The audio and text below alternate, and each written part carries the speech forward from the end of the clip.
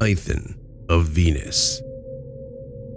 This story is about my experiences regarding the Ouija board, but it also has something to do with extraterrestrials.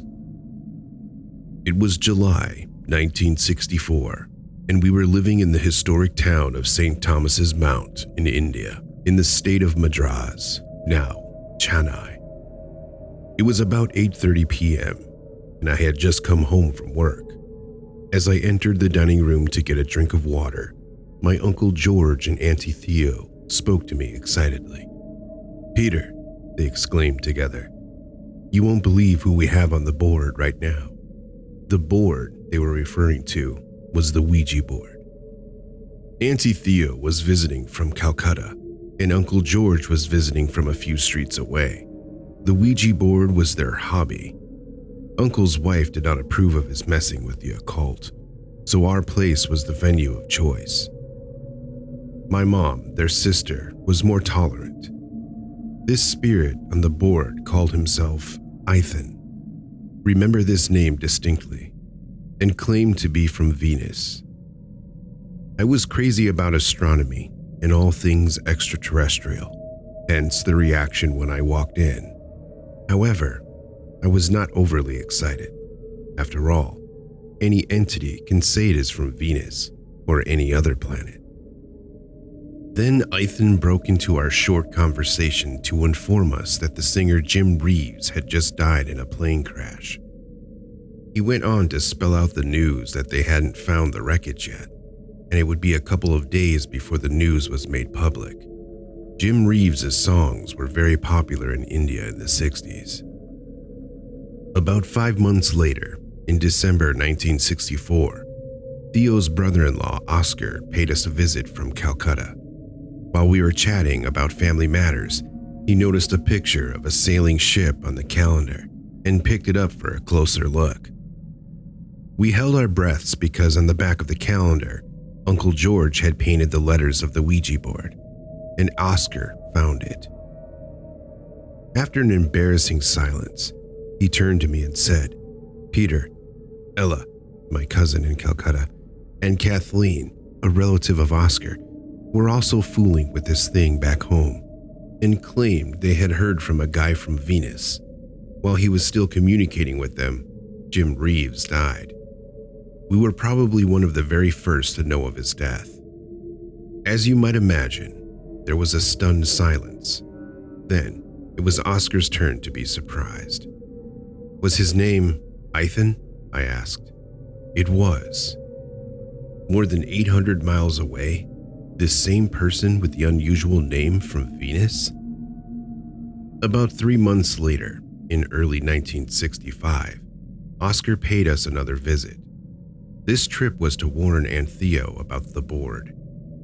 He told us that one day Kathleen's husband got home earlier than expected and found her naked, with the letters of the Ouija board inked on her bare body. She was operating the board on her own. She did not recognize her husband and had completely lost her sanity. Kathleen was admitted into a psychiatric hospital. As far as I know, that's where she is today. The Ouija board had claimed another victim. Did ITHAN have anything to do with this? If he didn't, he could have warned them about the danger. Sometime around the end of 1973, 9 years later, we had moved to Melbourne, Australia. As we were watching the TV program A Current Affair, the presenter interviewed a Sydney clairvoyant who claimed to be in regular psychic contact with a being from Venus, whose name was ITHANUS. According to another story, on September night in 1961 in Prescott, Arizona, a 4-year-old named David was seen by his neighbor in the company of strangers, walking in the woods behind their home. It was around 2 a.m. when questioned later, this little boy explained to his startled father and neighbor that he had gone for a ride in his new friend's big sky car, from which our world looked like a P. The name of his friend, ITHAN. A 4-year-old's pronunciation of ITHAN?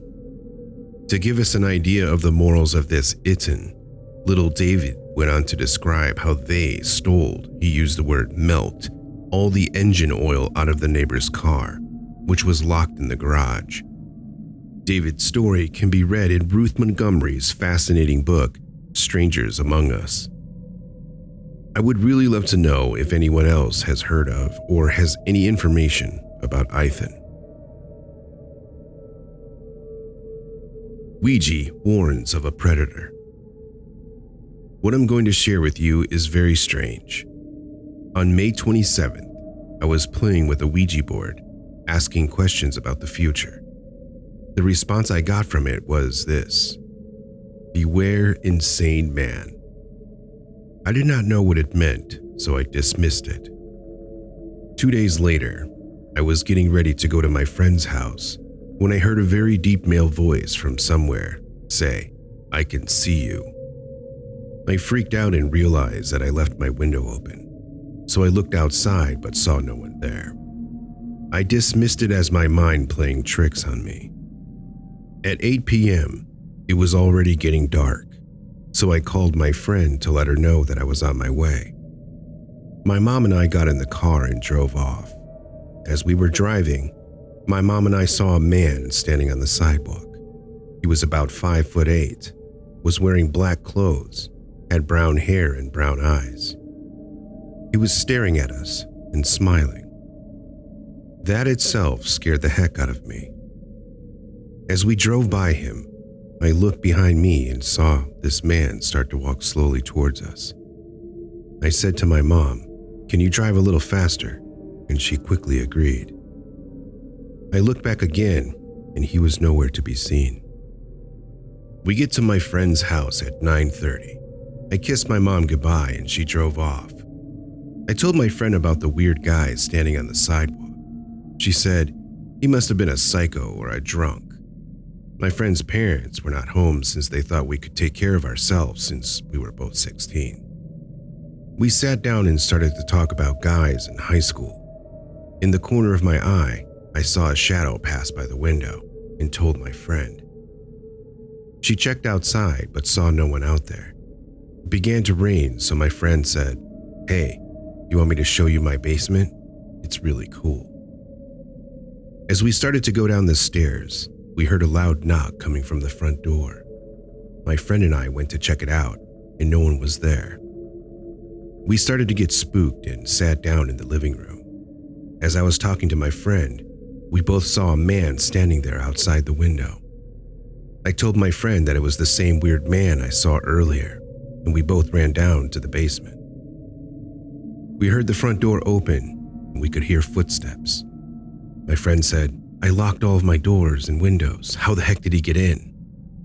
We heard insane laughter and then footsteps coming towards the basement steps. We quickly locked the door leading to my friend's basement. We heard breathing outside the door, and I said, "I'm going to call my mom." As I was talking with my mom, the breathing stopped, and we heard footsteps move away. We quickly went upstairs. Everything was a mess. My mom arrived and saw the front door open. She took my friend and me to her car and told us to remain in the car. She took out her cell phone and dialed 911. 10 minutes later, the police arrived and I told them what I saw and what he looked like. It was midnight and my friend's parents returned home. While my mom was driving me home, she told me that before she got to my friend's house, she saw the same man walking away from the house.